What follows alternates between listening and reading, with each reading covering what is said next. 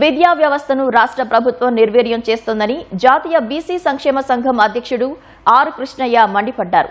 Pending లో ఉన్న fee reimbursement నిధులను వెంటనే విడుదల చేయాలని డిమాండ్ చేశారు. ఈ మేరకు హైదరాబాద్ బషీర్బాగ్ వద్ద జరిగిన ర్యాలీలో ఆయన పాల్గొన్నారు.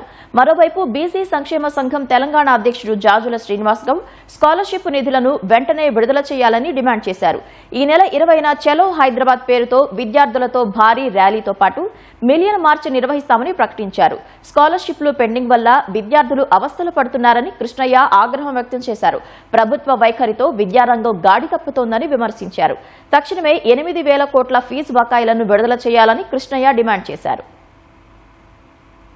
8,000 కోట్లు వెంటనే చెల్లించాలని 16 లక్షల మంది విద్యార్థులు ఈ రోజు రాష్ట్రంలో తీవ్ర ఆందోళనకరంగా ఉన్నారు. పిల్లలు చదువుకోవాలన్నా ఉద్యమాలు చేసుకుంటే రోడ్ల మీద తిరగాలన్నా అర్థమైతే లేదు.